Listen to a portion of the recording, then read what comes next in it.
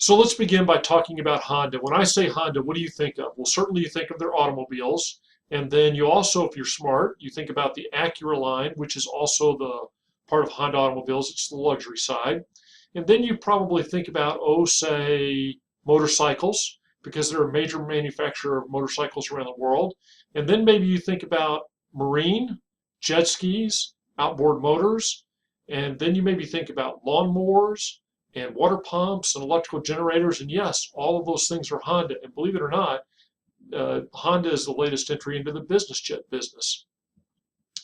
This is not out of our textbook, but I think this is a great way to understand pictorially the points our textbook are trying to make. There are two general categories of things you can share. You can try to share things that are operationally related, that's sharing activities and the like, or you can share things that are corporate related, and this is more like sharing core competencies and the like. So in my illustration of Honda, what do they share? Well, they share a brand name, they share a marketing prowess. All of these things have in common an internal combustion engine, which is perceived to be one of Honda's core competencies. So can they share some parts across many of those lines? Probably. Can they share some manufacturing facilities? Probably. Can they share some transportation out to their sales points? Probably. So you see that there's lots of shared activities, as well as the opportunity to transfer core competencies. Here's another company that I think is useful to illustrate the idea of diversification: Amazon.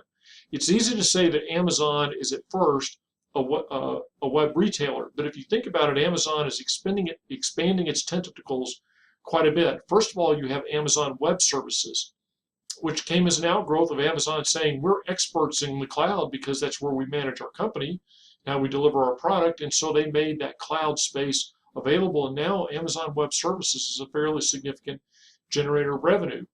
But Amazon was not satisfied to only be selling other people's goods. They are launching their own goods. You have the Echo, you have the Kindle, you have the Fire Phone, which proved to be a pretty big flop.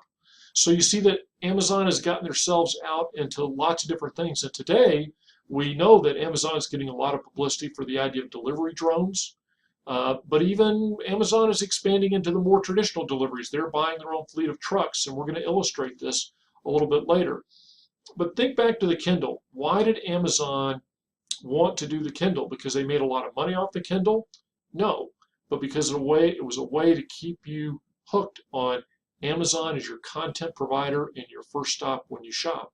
And that is a great example of synergy, how they were searching for synergy by trying to keep you captive within the system. And I think this is certainly one that has been a successful example of synergy. Then too, there's this idea of market power, and this is trying to control the market. Again, Amazon's a good example of this, where they are trying to be such a major manufacturer, or I'm sorry, major purchaser of things, that they control the market. If you think about that, what kind of retailer would allow competitors to advertise on their website, which is what the Amazon marketplace does? But because the Amazon website is such a powerful source for e-commerce, they're able to leverage that and actually get people to sell on their website. Oh, and Amazon gets a cut at no risk to their own, or I don't want to say no risk to their own cash flow, but no added expense. All they're doing is brokering the transaction and taking a nice cut of it. But the real example I want you to think about is Tiffany's. So there's the famous blue box of Tiffany's, high-end diamond business. Now contrast that with the idea of a diamond mine, which is a pretty grisly looking thing. That's what you see in the picture on the right. A little less than 10 years ago, Tiffany went out and bought its own diamond mine, or series of diamond mines. So this is an example of vertical integration, and it makes sense. Let's take out the profit of those diamond miners, those diamond polishers, and all of that becomes Tiffany profit, and that seems like a really good deal. The textbook does a great job of talking about the pros and cons of this vertical integration. Here are some questions on this slide that you want to think about very carefully. Are existing suppliers adequate? Is moving backward or forward a viable source of profit, or am I just trying to buttress my business?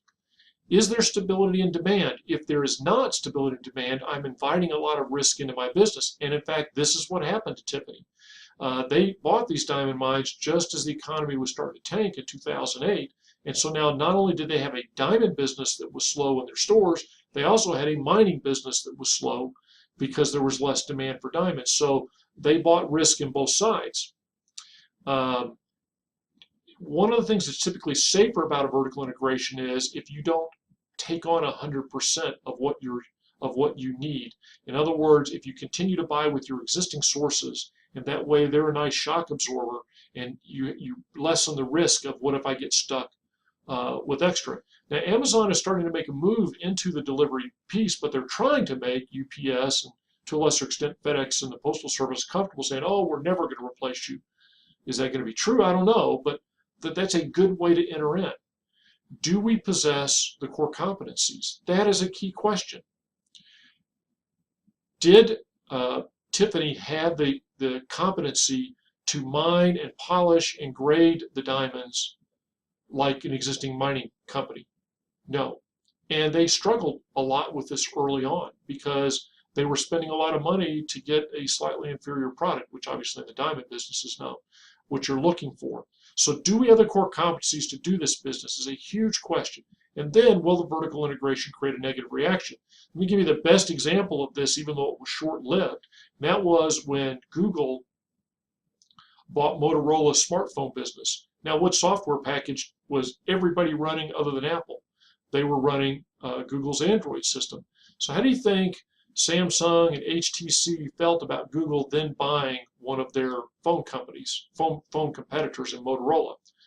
You have to wonder, are we always going to get the second, the second best software? Are they going to like roll out all the new software in their phone? Made people very nervous, and that could be one reason why Google sold off the Motorola, the handset side of the Motorola business pretty quickly. Then there's the idea of transaction costs. It costs money to extend out and effectively manage these things by contract, just as it costs money to bring it inside. Again, the textbook does a really strong job of discussing this, and I want you to read that in depth. But here's what I really want you to walk away with, is this idea that whether I do something inside my company or external to my company, manage it through an alliance, a contract, something like that, is a complicated decision and a very important decision, much more so than it might seem to be.